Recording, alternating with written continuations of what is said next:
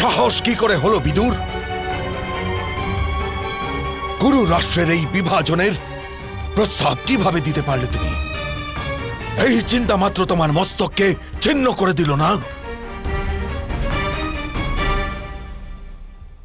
আমার হৃদয় দুটুকরো হয়ে গেছে তাতশ্রী।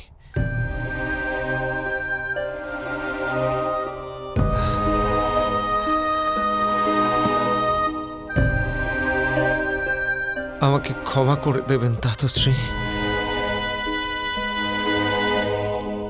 কিন্তু আজকের এই পরিস্থিতিতে আমি কেবল ওই একটি উপায় খুঁজে পেলাম। প্রলাপ বন্ধ করো বিদুর। এ উপায় নয়, উপহাস, আমাদের পূর্বজদের উপহাস। আমাদের পূর্বজরা কত সংঘর্ষ করেছেন, কত ত্যাগ করেছেন আমাদের এই হস্তিনাপুরকে এই সংসারের সবচেয়ে শক্তিশালী রাষ্ট্র করে তুলতে। দেখো আমাদের পূর্বজদের, এরা গড়ে তুলেছেন এই মহান রাষ্ট্র। আমার পূজ্য পিতা শান্তনু এই রাজ্যকে শক্তিশালী করে তুলেছিলেন, এই রাষ্ট্রের বিস্তার করেছিলেন, আর তুমি তাকে চূর্ণ করতে চাও। কিন্তু জ্যেষ্ঠ, যখন কাকামশাই বিভাজনের পরামর্শ দিয়েছেন তখন অবশ্যই ভেবেচিন্তেই দিয়েছেন। হ্যাঁ জ্যেষ্ঠ, আমাদের সুখের চিন্তা করেছেন উনি। কুরুবংশের মধ্যে ভেতরে ভেতরে বিভেদ না বাড়ে সেই কথাই চিন্তা করেছেন উনি।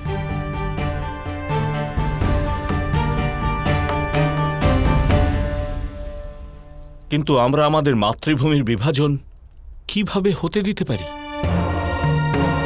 কিন্তু মহর্ষি ব্যাস যে বলেছিলেন নিজের অধিকার দাবি করা উচিত, নিজের স্বার্থে নয়, নিজের রাষ্ট্রের সেবার জন্য। অধিকার দাবি করার অর্থ এটা কি করে ভেবে নেওয়া যায় যে নিজের রাষ্ট্রের বিভাজন করিয়ে দেওয়া হোক? প্রথমে আমার এই দেহের টুকরো হবে, তারপর আমার দেশ ভাগ।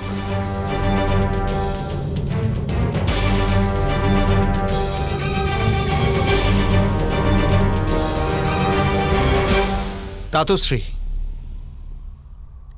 তেল এবং জল একই পাত্রে রাখা যায় না,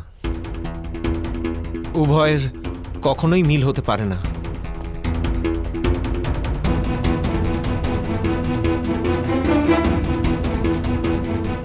এবং তখন উভয়ের কোনো উপযোগিতাই অবশিষ্ট থাকে না।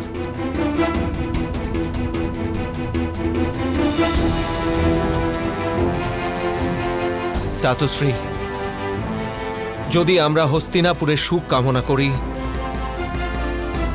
তবে এখন বিভাজনই একমাত্র উপায়। বিভাজনই একমাত্র উপায়। বিভাজনই একমাত্র উপায়।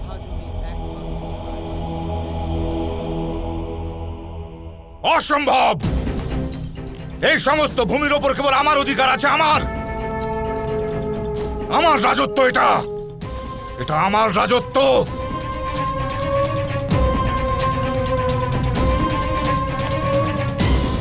এর থেকে অর্ধেক ভাগ আমি পাণ্ডবদের কেন দেব পিতাশ্রী? ওরা এই রাষ্ট্রকে ভাগ করার পরিকল্পনাও যেন না করে। যদি তুমি আমাকে আগেই বলে দিতে পুত্র যে কাম্পিল্যতে তুমি পাণ্ডবদের জীবিত দেখেছো, তবেই বা কি হতো পিতাশ্রী? পিতামহ আর মহামন্ত্রী বারবার আপনাকে ধর্মের নাম করে বেঁধে ফেলেছেন, আর আপনি অসহায় হয়ে পড়েন ওদের সামনে। সেই কারণেই আমরা জ্যেষ্ঠ ভ্রাতার রাজ্যাভিষেক সম্পন্ন হওয়ার পরই আপনাকে বলবো বলে নিশ্চয় করেছিলাম। পিতাশ্রী, আপনি সন্ন্যাস গ্রহণ করুন, তেমন ইচ্ছে ছিল না আমার। পিতামহ আর মহামন্ত্রী কেবলমাত্র আপনার সেবক, অধীশ্বর নয়।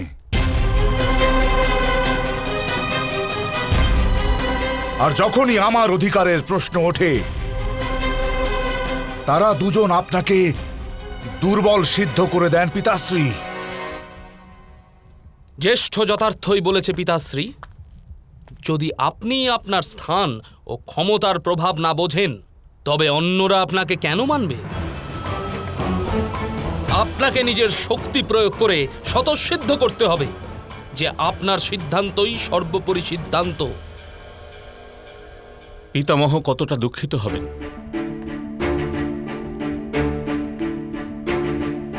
আমাদের পিতার আত্মা কত পীড়িত হবে ভীম। কিন্তু জ্যেষ্ঠ,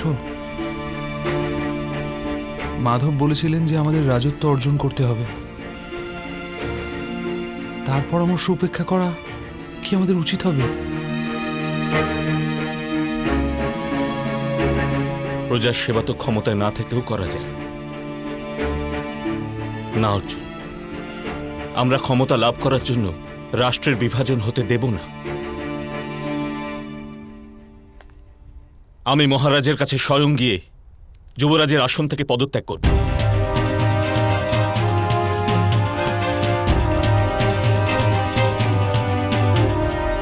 এটা ভুলো না যে মহারাজ অবশ্যই মহাবলশালী, কিন্তু মহামহিম আর মহামন্ত্রীর কারণেই তিনি বলশালী।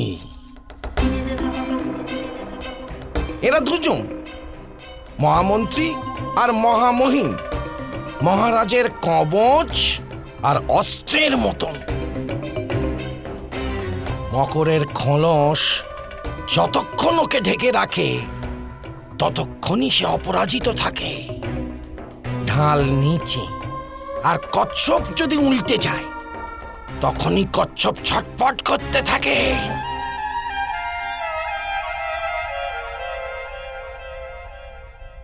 আপনি আমাদের শত ভ্রাতার শক্তির কথা ভুলে যাচ্ছেন মামাশ্রী। গান্ধারের সৈন্য, অশ্বত্থামার সৈন্য আর অঙ্গরাজ কর্ণ, এই সব শক্তি একত্রিত হলে পিতাশ্রীর শঙ্কিত হওয়ার কি প্রয়োজন?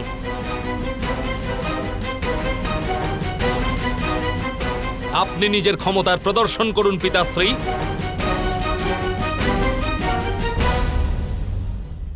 এবার আমি কি করব পুত্রগণ, কি করব?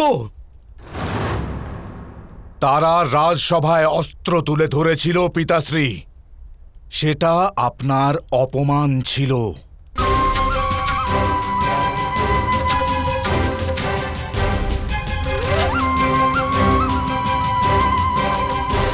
আমাদের কাছে উপযুক্ত সুযোগ আছে যুধিষ্ঠিরকে পরাস্ত করার। আপনি জানেন পিতাশ্রী, অপরাধীর যুবরাজ পদে বহাল থাকার কোনো অধিকার থাকে না।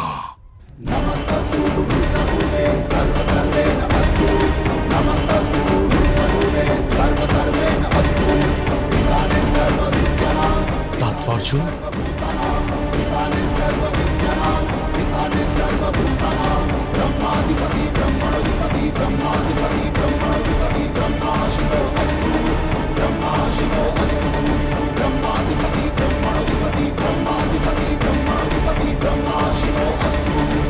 আমার প্রস্তাব বিচার করবেন তাতশ্রী।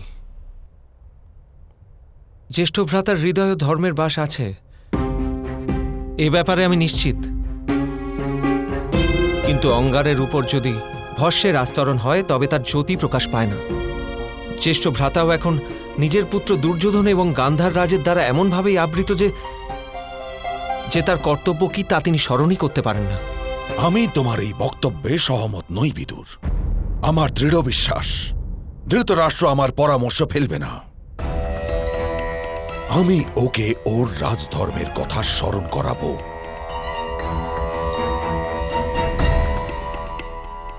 মহামহিম,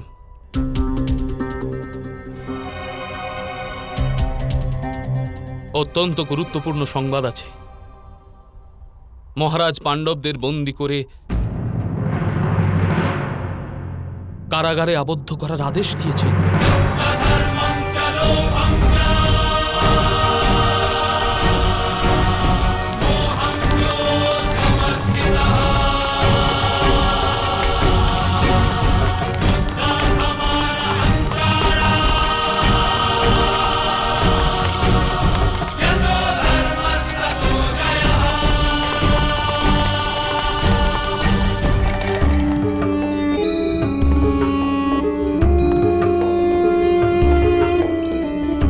ক্ষমা করবেন যুবরাজ, মহারাজ আপনাদের সকলকে বন্দী করার আদেশ দিয়েছেন।